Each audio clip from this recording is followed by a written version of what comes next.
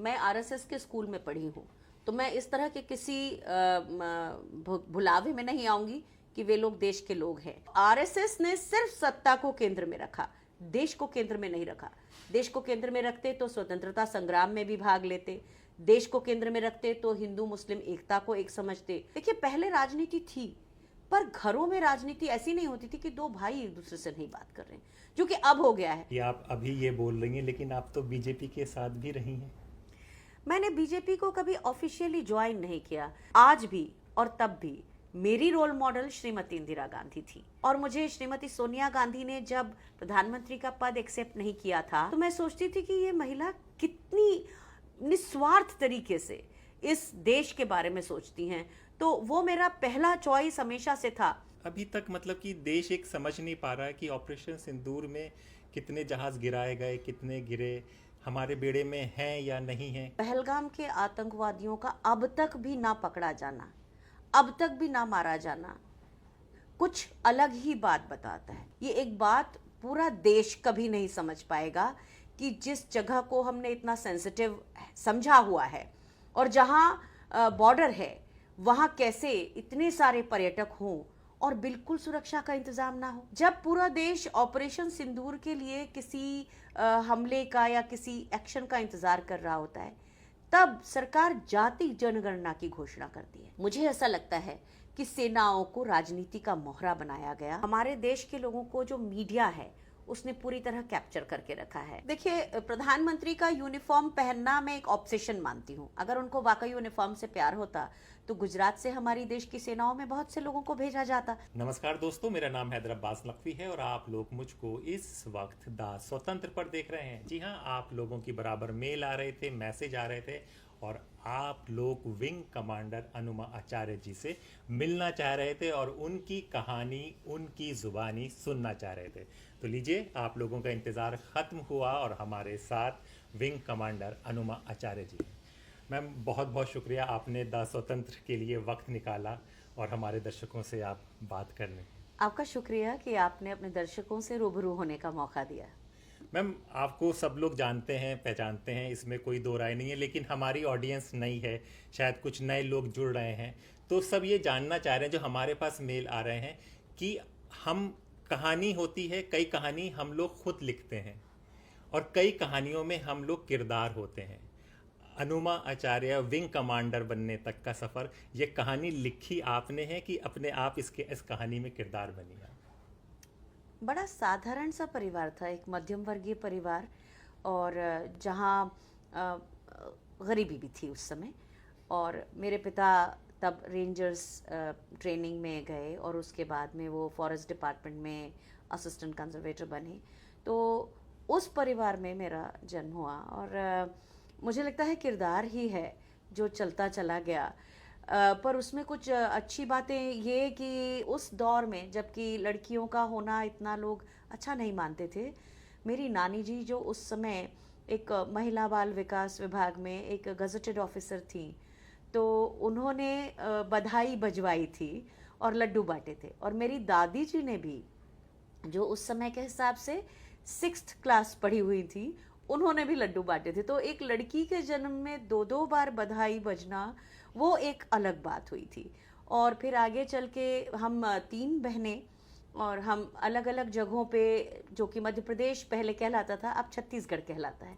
तो ज़्यादातर समय मेरी पढ़ाई वगैरह सब बिलासपुर, एक जगह है वहाँ पास में, अंबिकापुर ज़िला है, और एक बगीचा नाम का एक छोटा सा, अब तहसील है वो, उस समय 1000-1500 लोगों का आदिवासी गांव था।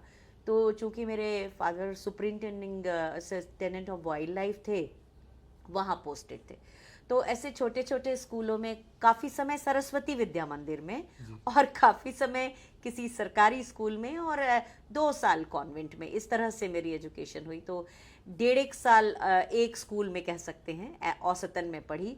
और उसके बाद मध्य प्रदेश बनने के बाद जो शहडोल है, उस जगह पे मेरे फादर का ट्रांसफ़र हुआ। वहाँ हमारे परिवार के साथ बहुत सारी प्रॉब्लम्स आई। मेरी माँ को सिर में गहरी चोट लगी, और उसके बाद से वो डिप्रेसिव साइकोसिस नाम की एक प्रॉब्लम उनको हो गई। जिसका लगातार 2 साल 3 साल वहाँ इलाज नहीं हो पा रहा था ठीक से, तो हमारा फिर भोपाल ट्रांसफ़र हुआ। भोपाल राजधानी है, तो राजधानी के साथ अलग अलग किस्म की प्रॉब्लम होती है। जो छोटी छोटी सुविधाएं हमको छोटे शहरों में मिल जाती थी, जैसे घर, वो मिलने में बड़ा समय लगा। इस बीच में मेरे पिताजी को एक पैरालिटिक अटैक हुआ और साथ में अस्थमा का। तो मुझे याद है कि रात को 2:30 बजे उनको, हमारा एक स्कूटर होता था गियर वाला, उसको मैं चलाकर उनको करीब 15 किलोमीटर दूर एक हॉस्पिटल में लेके गई।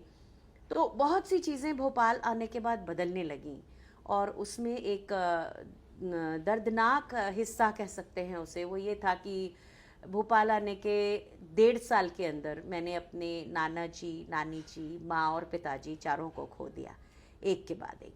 तो मेरे माँ के साथ हुआ ये कि चूँकि उनको डिप्रेसिव साइकोसिस हुआ था, तो वो 6 महीने काफ़ी डिप्रेशन में रहती थी, और 6 महीने थोड़ा एग्रेसिव रहती थी। और जो डिप्रेशन फेज़ था, उसी में मेरे नाना जी का देहांत हो गया था। तो काफ़ी ऐसी उदास रहा करती थी, पर मेरे जन्मदिन के दिन उन्होंने मुझसे कहा कि आप जाके थोड़ी मिठाई ले आओ, 3 साल से जन्मदिन नहीं मनाया, तो हम मनाएंगे। और मुझे भी बहुत अच्छा लगा कि माँ आज बड़े अच्छे से बात कर रही हैं। तो मैं जब गई, मेरी दोनों छोटी बहनें तब स्कूल में थीं, मेरे फादर जो थे, गुरुवार का दिन था तो वो ऑफिस में थे, छुट्टी का दिन नहीं था। तो जब मैं लौट कर आई तो मैंने देखा कि माँ घर पे नहीं थी। मुझे लगा पड़ोस में किसी को बोलने गई होंगी। मैंने सब जगह ढूंढा, लेकिन माँ मुझे नहीं मिली, तो मैं घबरा गई। मैंने अपने बाबा को, फादर को मैं बाबा कहती थी, तो उनको ऑफिस में जाके बताया। हम तुरंत पुलिस स्टेशन गए, हमने एफआईआर कराई, और उसके बाद हम 1 सवा साल तक लगातार माँ को ढूंढते ही रहे। जो भी हमारा बैंक बैलेंस था वो सब खत्म हो गया, लेकिन मेरे पिता ने हिम्मत नहीं हारी थी। लेकिन एक दिन ईश्वर ने उनको हमसे अलग कर दिया। उनको अस्थमैटिक अटैक हुआ, और एक डॉक्टर की रॉन्ग मेडिकेशन के कारण उनकी किडनी फेल हो गई। तो हमने उनको 25 अक्टूबर 1990 में खोया था। और उसके बाद सडनली मेरे ऊपर पूरे घर की जिम्मेदारी आ गई, क्योंकि हम 3 बहनें थे। और चूंकि उस समय ऐसा था कि अगर कोई शासकीय कर्मचारी है, उसके परिवार में अगर कोई व्यक्ति गुम है, और अगर वही नेक्स्ट ऑफ किन है, तो 8 सालों तक उसे कोई देय नहीं मिलते। तो हम एक तरह से सड़क पर आ गए थे।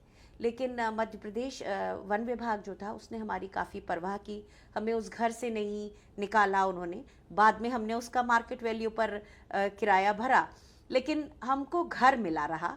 और उसके बाद काफ़ी समय के बाद मुझे अनुकंपा नियुक्ति मिली।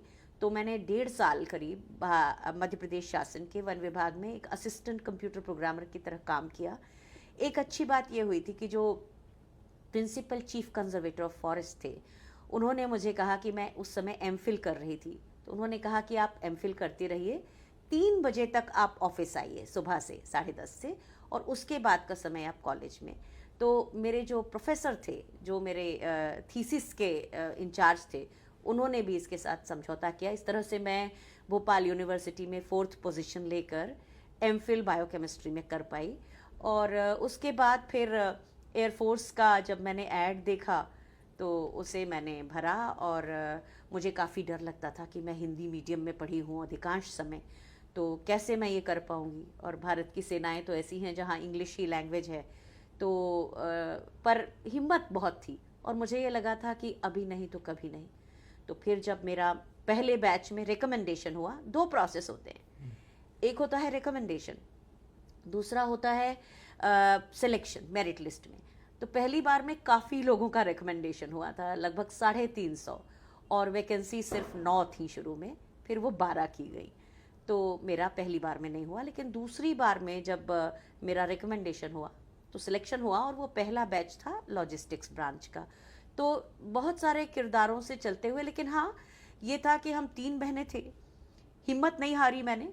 लोगों को थोड़ा मुझसे डर लगे, इसलिए एक तो मैं थोड़ा टॉम बॉयिश रहती थी, और दूसरे मैंने कराटे क्लास में एडमिशन ले लिया था कि लोगों को कम से कम ये लगेगा कि लड़कियों को देखकर वैसे भी वल्नरेबल होती है दुनिया, तो उनको ये लगना चाहिए कि मैं बहुत पावरफुल हूँ। जबकि मुझे ऐसा लगता है कि उस समय मेरे हाथ पैर में उतनी कोई ताकत नहीं थी, पर दिमाग में बड़ी ताकत थी। तो इस तरह से मैं एयरफोर्स में पहुंची। मैम ये सवाल मुझे एकदम से जहन में आया क्योंकि आजकल का जिस तरह का माहौल है, तो कभी आप लोगों को भाई की ज़रूरत या आपके फैमिली में भाई का जिक्र नहीं हुआ? आपका सवाल आज भाई दूज के दिन है, तो हाँ। ये जिक्र ऐसा हुआ कि मेरे साथ जो मेरे पिता के बहुत से अच्छे दोस्त थे, तो उनके बच्चे थे जिनको मैं राखी बांधती थी, और उन्होंने ही कहा था कि आप राखी बांधिए। तो इस तरह से बिलासपुर में मेरे 4 परिवारों में ऐसे घनिष्ठ संबंध हैं। तो जब मेरे माता पिता नहीं रहे, तो उन परिवारों ने बहुत बड़ा संबल दिया। फाइनेंशियली तो नहीं, लेकिन एक हिम्मत होती है। जैसे जब वो भोपाल आते थे, तो कोई आएगा तो अपने साथ में चावल का एक बोरा ले आएगा कि आप भाई ये हमारे घर में हुआ था, हमने सोचा यहाँ ले चलें। तो इस तरह से कभी चावल, कभी घी, कभी दाल, वो ऐसे ही ले आते थे। मतलब मुझे नहीं लगता कि हम उस पर निर्भर थे, लेकिन वो एक बहुत बड़ी हिम्मत थी कि हमारे लोग हैं, ज़रूरत पड़ने पर वो आएंगे। तो भाइयों का साथ मिला, और मैं उन सभी के आज भी, वो मेरे भाई जो हैं वो मेरे बहुत दिल के करीब हैं। और सभी उनमें से अधिकांश जो हैं वो बिलासपुर छत्तीसगढ़ में रहते हैं। तो उनके पूरे परिवारों से आज भी हम उतना ही जुड़े हैं जितना तब जुड़े थे। पर अगर आप कहेंगे कि कोई काम करते समय या रोज़मर्रा में, मेरे ख्याल से मेरे माता पिता ने जब ये देखा था कि उनकी 3 बेटियां हैं, तो मेरे पिता ने मुझे, जैसे ही मैं ड्राइविंग लाइसेंस समझने के उम्र की हुई, तो उन्होंने मेरा जीप का ड्राइविंग लाइसेंस बनवाया था, और उन्होंने मुझे चलाना भी सिखाया था कि जिससे अगर कोई ऐसी कोई प्रॉब्लम हो जाए तो मैं अपने घर के लोगों को कम से कम हॉस्पिटल तक ले जा सकूं। तो मेरे पास लाइसेंस तब से था। तो मेरे पिता ने कभी ये लिंग भेद के साथ नहीं पाला। और ये मेरी माँ का भी था। अगर वो बीमार नहीं होती, उनको ये जो डिप्रेसिव साइकोसिस एक गहरी सिर पे चोट लगने के कारण नहीं होता, तो मुझे लगता है कि जिस परिवार में नानी एक क्लास 1 गजेटेड ऑफिसर होकर रिटायर हुई हो, तो उस परिवार में इस तरह की कोई असमानता की कोई ज़रूरत, कोई जगह नहीं थी। मैम आप एयरफोर्स से रखते हैं, विंग कमांडर हैं, अभी तक मतलब कि देश एक समझ नहीं पा रहा है कि ऑपरेशन सिंदूर में कितने जहाज़ गिराए गए, कितने गिरे, हमारे बेड़े में हैं या नहीं हैं, कुछ स्पष्ट नहीं है। इसकी क्या जानकारी है, क्या देश को क्या समझे देश, ये बड़ा सवाल है चीज़ों का। मेरा व्यक्तिगत रूप से ये मानना है कि पहलगाम के आतंकवादियों का अब तक भी ना पकड़ा जाना, अब तक भी ना मारा जाना, कुछ अलग ही बात बताता है। क्योंकि हमारे देश की सेनाएं हमेशा देश को बचाने के लिए तत्पर हैं, लेकिन ये सेनाएं या उस दिन पुलिस महकमा पहलगाम में क्यों नहीं था, ये एक बात पूरा देश कभी नहीं समझ पाएगा कि जिस जगह को हमने इतना सेंसिटिव समझा हुआ है, और जहां बॉर्डर है, वहां कैसे इतने सारे पर्यटक हों और बिल्कुल सुरक्षा का इंतजाम ना हो। ऐसा तो होता ही नहीं है। तो उसके बाद जब ऑपरेशन सिंदूर होता है 15 दिनों के बाद, एक और बड़ी अजीब सी बात होती है। जब पूरा देश ऑपरेशन सिंदूर के लिए किसी हमले का या किसी एक्शन का इंतजार कर रहा होता है, तब सरकार जाति जनगणना की घोषणा करती है। तो कुछ समझ में नहीं आता कि जब इतनी बड़ी एक दुर्दांत घटना हुई है, उस समय सरकार देश को उस ओर ले जाने के बजाय, उसका कोई न्याय करवाने के बजाय अचानक जात जनगणना करती है। तो बड़ी सी ऐसी गुत्थियां हैं जो सुलझने का नाम नहीं लेती। और उससे भी बड़ी बात यह है कि जब भारत की सेनाएं पाकिस्तान पर हमला करती हैं, तो मैं ऐसा मानती हूं कि चौथी सबसे बड़ी विश्व की वायुसेना के अंदर ऐसी कोई कमी नहीं है कि हम उस मौके का फ़ायदा उठा के हम पाकिस्तान ऑक्यूपाइड कश्मीर पीओके नहीं ले सकते थे। लेकिन बड़े ही नाटकीय तरीके से अमेरिका के राष्ट्रपति ट्रंप कहते हैं कि मैंने सीज फायर कराया। पहले वो घोषणा करते हैं, उसके बाद हमारा विदेश मंत्रालय आके एक छोटी सी घोषणा करता है। तो मुझे ऐसा लगता है कि सेनाओं को राजनीति का मोहरा बनाया गया, और जो अचीव होना था वो अचीव नहीं हुआ। हमारे ऑपरेशंस के नाम बहुत पराक्रमी होते थे, जैसे नाम ही पराक्रम, जैसे नाम ही विजय, जैसे गगन शक्ति, जैसे त्रिशूल, जैसे आयरन फिस्ट। तो इस तरह के नाम होते थे। अचानक एक दिन नाम रख दिया जाता है ऑपरेशन सिंदूर, और दुर्भाग्य से उन 26 महिलाओं के सिंदूर का न्याय भी नहीं होता, सौदा हो जाता है।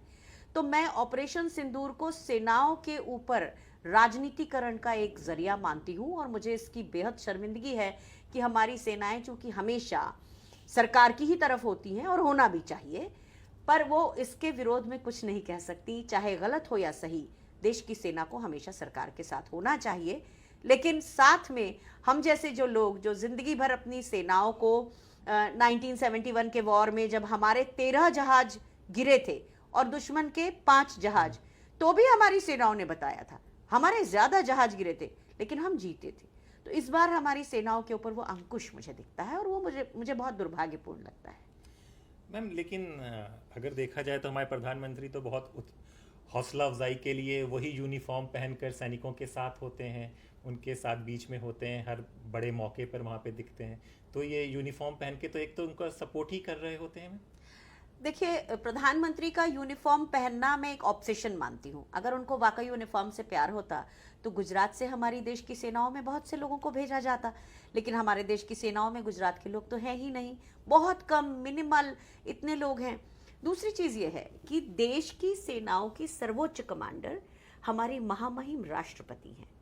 वो ऐसा कुछ नहीं करती, वो अपनी गरिमा और मर्यादा में रहती हैं। लेकिन देश के प्रधानमंत्री जब भी सेनाओं के या तो यूनिट में जाते हैं या शिप पर गए थे अभी, तो वो उसी तरह की या तो ओवरऑल या डांगरी पहनते हैं।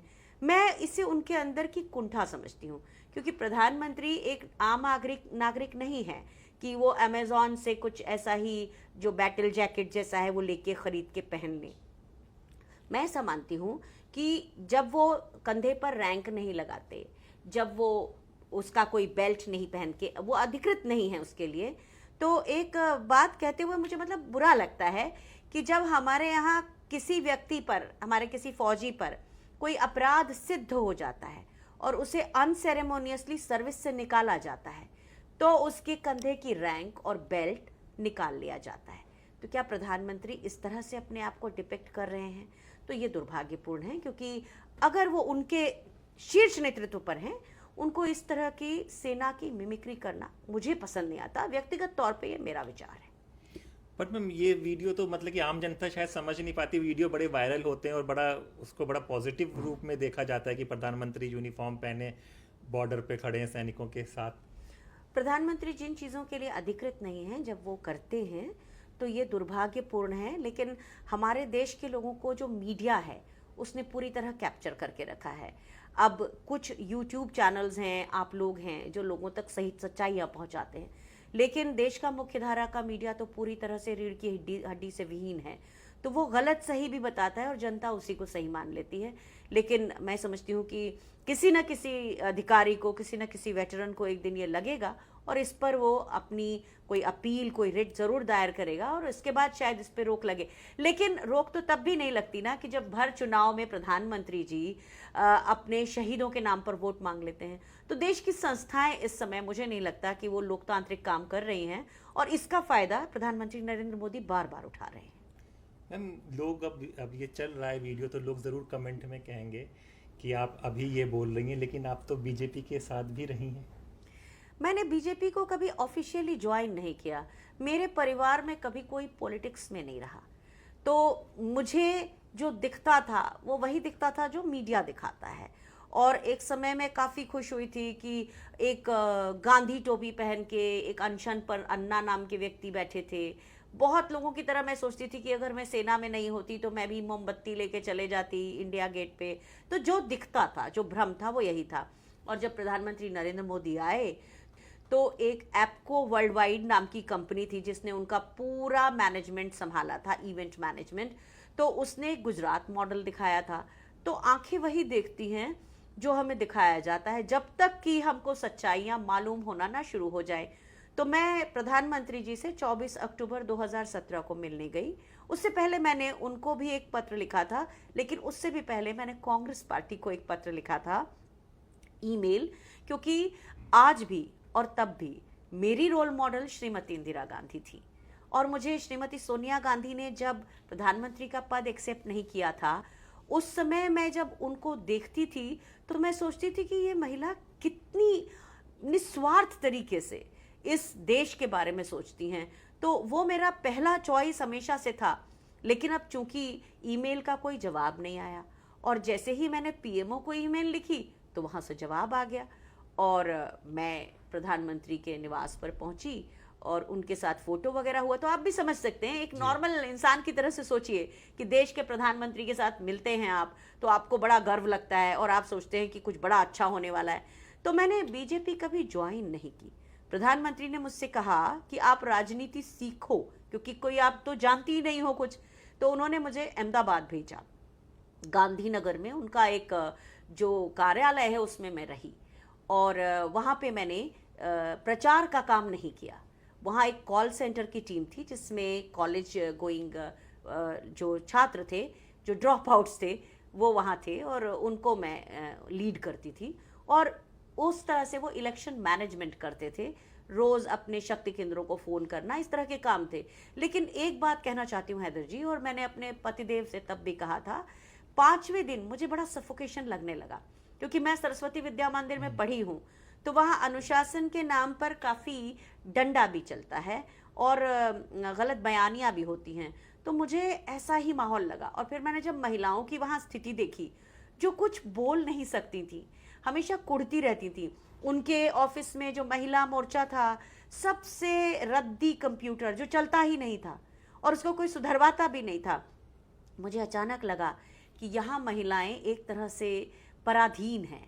और मैंने फ़ोन करके बोला कि मैं वापस लौटती हूँ, पर मेरे घर के लोगों ने कहा कि आपको प्रधानमंत्री ने भेजा है, आपका कोई खर्च तो हो नहीं रहा है, तो आप सीखो वो क्या करते हैं, मत ज्वाइन करना, आपको पसंद नहीं आ रही है। तो मुझे वो माहौल बहुत सफोकेटिंग लगा था। और जब आगे चल के इस घटना के, जब मैं लौट आई, 35 दिन में वहाँ रही, मैंने एक रिपोर्ट बनाई और बीजेपी को दी, और मेरी तारीफ भी की गई कि मैंने बहुत सिंसियरली काम किया है। लेकिन 8 महीने के बाद जब मुझे भारतीय जनता पार्टी ने ऑफ़र किया मध्य प्रदेश की मुख्य कार्यकारिणी में विशेष आमंत्रित सदस्य के रूप में, तो मैंने उन्हें मना कर दिया। लेकिन दिक्कत ये हुई कि मैं चूंकि बीजेपी ज्वाइन नहीं करना चाह रही थी, तो मैं अपने आप थोड़ा सा अपने शहर में, विदिशा में अपनी पहली जगह बनाती और फिर मैं राजनीति में आती, ऐसा मैंने सोचा था। लेकिन उन्होंने तो सीधे ही मुझसे बिना पूछे मुझे विशेष आमंत्रित सदस्य बना के पेपर में छाप दिया।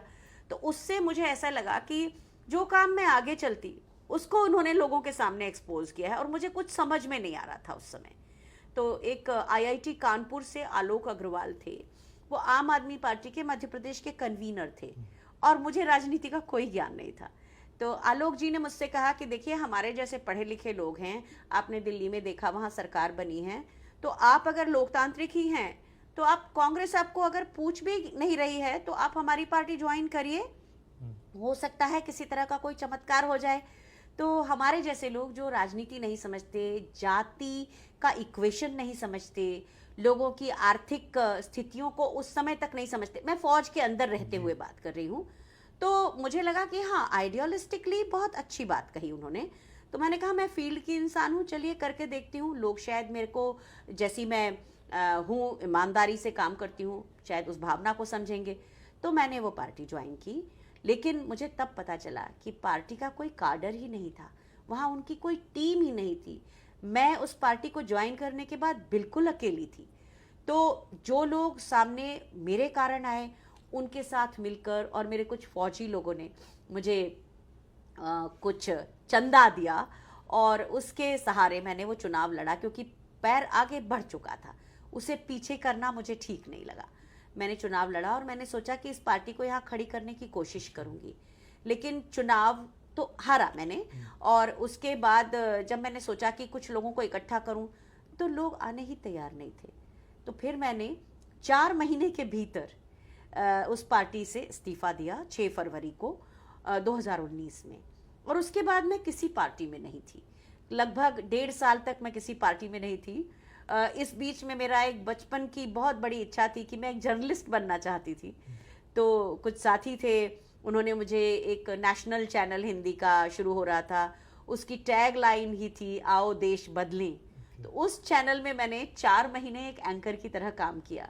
लेकिन कुछ ऐसा हुआ कि उस चैनल ने अपने उद्घाटन में प्रधानमंत्री जी को बुला लिया और प्रधानमंत्री जी ने उस चैनल में जितने एंकर्स थे, न्यूज़ रीडर्स थे, उनको देखा और देखते ही से कहा कि आपने तो इस चैनल में उन लोगों को रखा हुआ है जो मेरे खून के प्यासे हैं।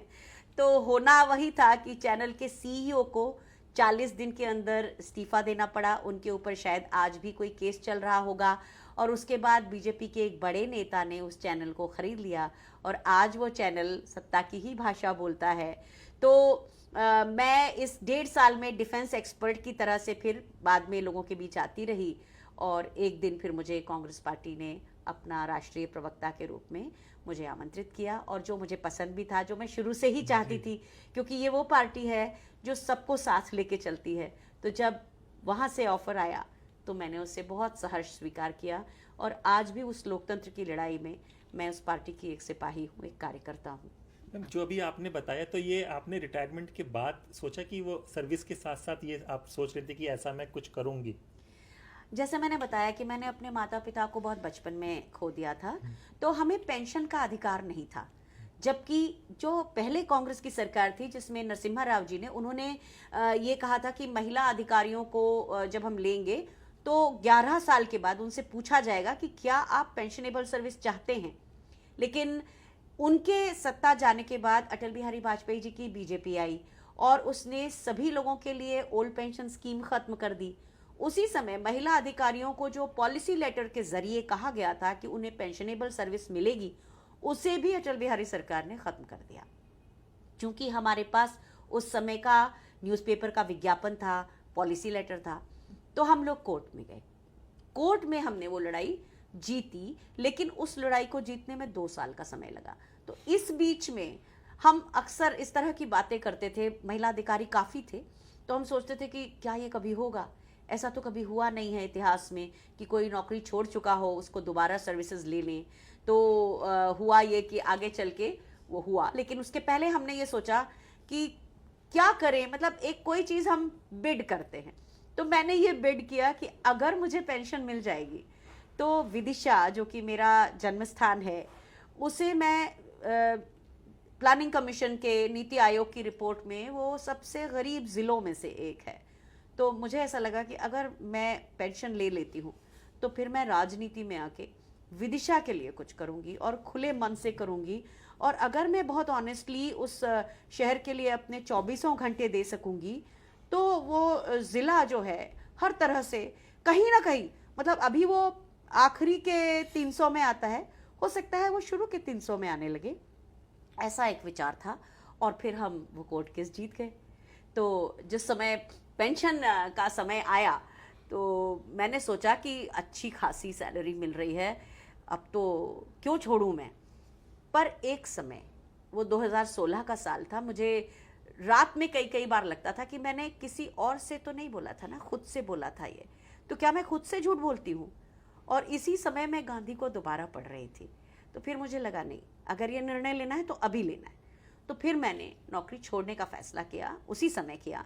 और मेरा इरादा केवल विदिशा, मेरा फोकस मेरा गृह ज़िला ही था और उसी के लिए मैं काम करना चाहती थी। तो इस तरह से मेरा, और जैसे मैंने बताया कि मैंने दोनों पार्टियों को चिट्ठी लिखी थी और प्रधानमंत्री कार्यालय से जवाब आ गया था और कांग्रेस की तरफ से जवाब बहुत बाद में आया, लगभग 2 साल के बाद, जब मुझे पैनलिस्ट और फिर प्रवक्ता बनाया गया। मैम, एक चीज़ हमारे दर्शक ज़रूर जानना चाहेंगे कि घबराहट और डर नहीं होता? प्रधानमंत्री मोदी से आप मिली हुई हैं, उन्होंने खुले में ही कहा है कि खून के प्यासे लोग, और उसके बाद भी आप, हम देखते हैं बराबर, हमारे दर्शक भी देखते हैं, आप एकदम खुलकर सवाल पूछती हैं, जो गलत है बोलती हैं। तो कहीं एक डर की, प्रधानमंत्री तो हैं ही देश के, इतने बड़े पावरफुल आदमी हैं और उनकी आप नीतियों पर सवाल उठा रही है, उन पर आप कह रहे हैं, अभी अब यूनिफॉर्म पर आपने कहा, इतना खुलकर एकदम चीज़। हैदर, देखिए, जो 1925 का साल था ना, वही लौट आया है 100 साल बाद 2025 में। तो क्या तब हमारे जो स्वतंत्रता संग्राम के सेनानी थे वो डरे थे क्या? जब तक गांधी नहीं आए थे, अलग अलग तरीके से लोग अपना विरोध दर्ज करते थे, लेकिन गांधी आए तो उन्होंने सबसे बड़ी कुंजी क्या दी हमें? उन्होंने कहा डरो मत। आज राहुल गांधी भी वही कहते हैं, डरो मत। और मेरे परिवार में मुझे जो, जैसे मैंने बताया कि हम 3 बहनें थे, तो मेरे पिता ने हमेशा और मेरी माँ ने ग्रूम ही इस तरह से किया था कि किसी अगर आप सही काम कर रहे हैं तो डरने की कोई जरूरत नहीं है। तो अगर मैं प्रधानमंत्री जी के बारे में जो बोलती हूँ उसमें कुछ भी अतिरेक से मढ़ा हुआ नहीं है, ये वही है जो वो कर रहे हैं। और ऐसे गलत कामों से मेरा विरोध है, जैसे अग्निपथ स्कीम वो लेकर आए, उससे मेरा विरोध है। अग्निपथ जैसी स्कीम इजराइल का मॉडल है। एक किताब थी स्टार्टअप नेशन, उस किताब के आधार पर यह स्कीम ले आई गई। इजराइल 70 लाख लोगों का देश है, हमारा देश 140 करोड़ का देश। बिना किसी पायलट प्रोजेक्ट के हमारे ऊपर एक ऐसी योजना मढ़ दी गई जिससे आज परिणाम दिख रहा है। हमारी सेना संख्या बल में 1,80,000 से ज्यादा सैनिक कम हो गए हैं। बार बार हमारे टेक्निकल के जो एक्सपर्ट हैं, जो सेलर्स हैं या एयरमैन हैं, वो रिटेन नहीं कर पा रही है हमारी फौजें। तो फौज के अंदर अफरा तफरी है। अग्निवीर जो हैं 8 घंटे काम करते हैं। तो इन सब चीजों का विरोध करना होगा। जिस सेना ने मुझे विंग कमांडर अनुमा आचार्य बनाया है, उस सेना के प्रति मेरी सबसे बड़ी वफादारी है, इस देश के प्रति वफादारी है। राजनीतिक लोग आते जाते हैं, अगर प्रधानमंत्री नरेंद्र मोदी, जिनको मैंने सोचा था कि वो देश के लिए कुछ बहुत अच्छा करने वाले हैं, वाकई हम पीओके ले लेंगे, वाकई हमारा देश बहुत आगे बढ़ेगा, इसका सबका उल्टा हुआ। वो एप्को वर्ल्ड वाइड नाम की जो कंपनी थी, उसने प्रधानमंत्री जी को स्थापित तो किया, लेकिन नरेशन में वो मेंटेन नहीं कर पाए। आज मीडिया उसका असफल प्रयास करता है, लेकिन प्रधानमंत्री जी ने हमारी देश की सेनाओं को बिल्कुल मजबूत नहीं किया है। ये कहकर कि हम स्वदेशी बनाएंगे, आज हमारी सेनाओं में स्क्वाड्रन्स की कमी और भी पहले से ज्यादा हो गई है। तो जब कोई फायदा नहीं हो रहा है, जब आप पुरानी सरकारों की गई हर परंपरा को खत्म कर रहे हैं, हमारी सेनाओं में जो सौहार्द होता था, चारों हमारे पूजा स्थल एक ही जगह होते थे, और जो चीजें हम अंदर करते थे, जैसे कि जब कोई नया एयरक्राफ्ट आता था तो बिल्कुल चारों धर्म के लोग आते थे, अपनी अपनी पूजा करते थे, नींबू मिर्ची भी होता था, लेकिन अंदर होता था, उसे हम दूसरों के सामने बताकर। ये मुझे लगता है कि ये बड़ी शर्मिंदगी की बातें हैं कि हम एक तरह से एक ही धर्म की कुछ बातों को बताकर और लोगों को भ्रमित करते हैं, अंधविश्वास में डालते हैं। हमारे देश की वैज्ञानिक सोच खत्म करने का भी पूरा दारोमदार प्रधानमंत्री नरेंद्र मोदी पर है। पर मैम, आपने 1925 का जिक्र किया, अभी 2025 चल रहा है, वहीं पर आरएसएस के 100 साल का हुआ है, और वैज्ञानिक सोच पर भी आप हमला बता रही हैं, पर प्रधानमंत्री उसकी तारीफ कर रहे हैं, और एक विचारधारा संगठन बहुत मजबूत है जो देश के हितों के लिए काम कर रहा है। देखिए, मैं आरएसएस के स्कूल में पढ़ी हूँ, तो मैं इस तरह के किसी भुलावे में नहीं आऊंगी कि वे लोग देश के लोग हैं। दरअसल शुरू से ही आरएसएस ने सत्ता को अपना केंद्र बनाया, तो उसके लिए उन्होंने देश में विभक्तिकरण का शुरू से ही ऐसा रखा। और आपको अगर मालूम हो कि आरएसएस का एक रिश्ता इटली से भी है, कि जो मुसोलिनी के लोग जो जिस तरह की ड्रेस पहनते थे, आरएसएस ने उसी को अपनाया है। उनका जो प्रणाम है वो भी किसी दूसरे देश का है। तो आरएसएस ने सिर्फ सत्ता को केंद्र में रखा, देश को केंद्र में नहीं रखा। देश को केंद्र में रखते तो स्वतंत्रता संग्राम में भी भाग लेते, देश को केंद्र में रखते तो हिंदू मुस्लिम एकता को एक समझते। लेकिन आरएसएस आज ये सवाल पूछती है कि 2 देश क्यों बनाए, लेकिन वही आरएसएस मुसलमानों के साथ बहुत बुरा व्यवहार करती है, और उसी कारण से हमारा देश आज 2 तरह के लोगों में, देखिए पहले राजनीति थी, पर घरों में राजनीति ऐसी नहीं होती थी कि 2 भाई एक दूसरे से नहीं बात कर रहे हैं, जो कि अब हो गया है। बरसों पुराने हमारे दोस्त इसलिए बिछड़ गए क्योंकि बीजेपी ने उन्हें सांप्रदायिक बना दिया है, और वो इतना ज्यादा कड़वे हो चुके हैं कि वो आगे सुनना नहीं चाहते। तो जब जिस देश में ऐसा माहौल आरएसएस कर रही है, और ये आरएसएस की विचारधारा है, मैं छोटी थी तो मुझे याद है कि इस तरह के अफवाहें उड़ाई जाती थी कि आज भी सुभाष चंद्र बोस जी जिंदा हैं, या लाल बहादुर शास्त्री जी को जहर देके उनकी हत्या करवाई गई। तो ये जो अफवाहें थी, आरएसएस शुरू से लोगों के बीच में धीरे धीरे डालती थी। आज उनका समय आ गया जिसमें लोग शायद उन्हीं चीजों को सच मान रहे हैं, लेकिन मैं समझती हूँ ये भी समय लोगों के लिए बहुत दिनों तक नहीं टिकने वाला है। सारे झूठों का पर्दाफाश होता जा रहा है, लोग समझते जा रहे हैं, और प्रधानमंत्री नरेंद्र मोदी को ट्रोल करने वाले लोगों की संख्या भी मैं बढ़ता हुआ देख रही हूँ। तो प्रधानमंत्री की जो भाषा है उसने देश की गरिमा गिराई है। इन सब बातों के मद्देनजर